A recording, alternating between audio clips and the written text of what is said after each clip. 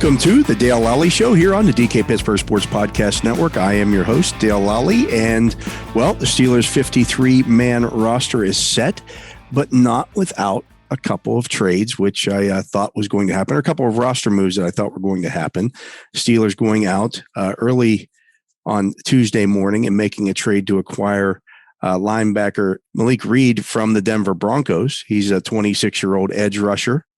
The Steelers giving up a sixth-round pick for Reed and a seventh-round pick. So essentially, they flip-flopped draft choices with the Denver Broncos next year in the later rounds, and they get Malik Reed. And well, he has a base salary of $2.43 million this year, but he's a guy that over the last two seasons in limited duty has 13 sacks. The former Nevada star, and so. You look at that, and that's an obvious upgrade. The Steelers certainly getting a guy there who, you know, if something were to happen to T.J. Watt or Alex Highsmith, has shown he can rush the passer. In 2020, Malik Reed had 8 sacks that season in a full-time duty for the Denver Broncos. So, you know, a guy that certainly can play in this at this level in this league, and so. You know, I think you look at that as a win for the Steelers, most certainly adding to that outside linebacker room, that edge rusher room. Started 13 games for the Broncos again last year and had 5 sacks to go along with 43 tackles. So he's a guy that started 26 games over the last 2 seasons, also started 8 games as a rookie in 2019 and has 15 sacks, 123 tackles. 15 tackles for a loss. And in that 2020 season, not only did he have 8 sacks, he had 17 quarterback hits. Kind of surprising that the Broncos would move on from this guy, but I get it. It's a new coaching staff, a new defensive philosophy there. And so, you know, getting a guy like a Malik Reed, you know, for basically swapping picks, and, you know, the price tag's not that great. It is a pretty good situation for the Steelers. Now, he's only signed for this year.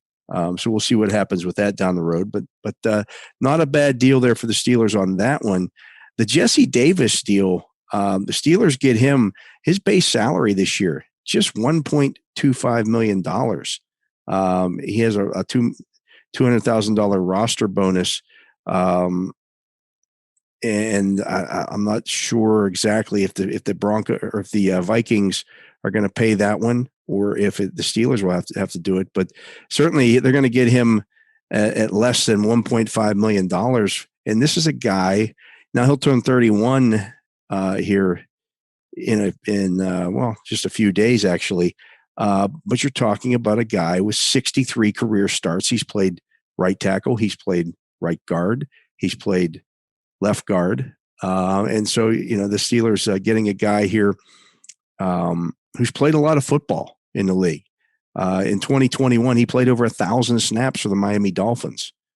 Started 16 games, appeared in 17, played 91% of the team's snaps last season. So, you know, you're getting a guy here who's certainly an upgrade. I know a lot of people we're kind of surprised that the Steelers let some of the offensive linemen go. John LeGlue and Joe Haig both were released. I would expect at least one of those two guys to be back later this week, probably Haig.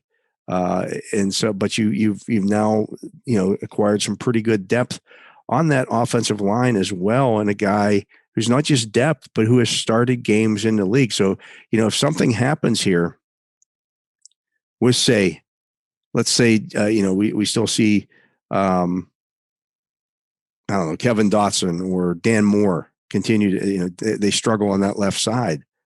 Well, now you've got a guy, and I'm not going to say that you know, Jesse Davis is going to step in and play for Dan Moore, but they could move Chuks Okorafor over to left tackle and put Jesse Davis in at right tackle. And now all of a sudden your line, maybe that's not a bad mix for that line. You know, Okorafor, I thought, had a really good preseason. I know he had a holding penalty in the last preseason game. That's going to happen.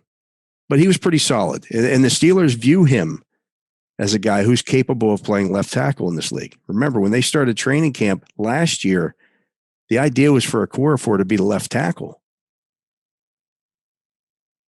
And then when it became apparent that Zach Banner wasn't going to be able to go, they went with Dan Moore at left tackle because that's where he had played most of his snaps at in training camp. They had just moved him over to the right tackle position when Zach Banner couldn't go anymore. And so instead of having Dan Moore settle in there and Okorafor on the left side, they just kept Dan Moore on the left side where he'd spent the first 3 weeks of training camp. So that's still a possibility there. But the Steelers certainly improved their depth at both offensive line and at outside linebacker with the two moves that they made on this day. So if you start looking at the roster, the quarterbacks, we know who those are. They kept Mitch Trubisky. Somewhat surprising, but, they are a 3-quarterback team. That's what they believe in as a franchise, keeping 3 quarterbacks. Anthony McFarland got cut at running back. So it's Najee Harris, Benny Snell, Jalen Warren, Derek Watt. Wouldn't surprise me if they try to bring Anthony McFarland back on their practice squad. I said they 8 offensive linemen, 3 tight ends. We know who those are. 7 wide receivers, though. Miles Boykin, Calvin Austin, Chase Claypool, Deontay Johnson, Gunnar Olszewski, George Pickens, and Steven Sims. That was a little curious. We'll see what happens. Something's going to happen there at that position. We'll see, if maybe Calvin Austin does start the season on injured reserve. That's a possibility. He didn't play at all in the preseason. He's a 4th-round pick. They're not going to release him. So it wouldn't be a surprise if he does that. He didn't play a single game in the preseason. He's a rookie. You don't know what he is. I think they have a pretty good idea of what he can do for this team. But do you want to line up against the Bengals in week 1 with a guy who didn't play, a rookie who didn't play a single game in the preseason? You don't know what that's going to look like. On the defensive line, they also kept 7 guys. Montravius Adams, Tyson Alualu, Cam Hayward, DeMarvin Leal, Isaiah Loudermilk, Larry Ogunjobi, and Chris Wormley. That's a tough one. That's a tough cut. I had them releasing Montravius Adams. We're trying to maybe put him on injury reserve. I don't think that happens now. So we'll see what happens there at that defensive line position. At linebacker, they only kept 8 guys right now.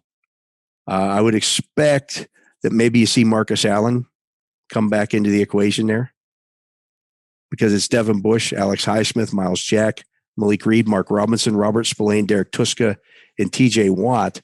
And, they feel pretty good at the inside backer position with those top 3 guys. I know for a lot of fans don't, but they do. And Mark Robinson's just not ready to play yet. He just isn't. He needs to get a little more ingrained in the defense and what's being asked of him. And then at outside linebacker, you have Watt, Tuska, Highsmith, and now Malik Reed. That's not a bad group. That pushes Tuska down to the number 4. And that's not a bad thing. And then finally, in the defensive backfield, Terrell Edmonds, Micah Fitzpatrick, DeMonte KZ, Miles Killebrew, Arthur Millette, Trey Norwood, James Pierre, Cam Sutton, Levi Wallace, and Akello Weatherspoon, with your specialists being Chris Boswell, Presley Harvin, and Christian Kuntz. So that's your roster. That's what it looks like as we head into, as we come out of Tuesday. Again, I would expect some things to change there over the next couple of days as the Steelers continue to make a few roster moves. Got a chance to talk to the offensive and defensive coordinators today. We'll talk about what they had to say when we come back. This is the Dale Lolley Show here on the DK Pittsburgh Sports Podcast Network.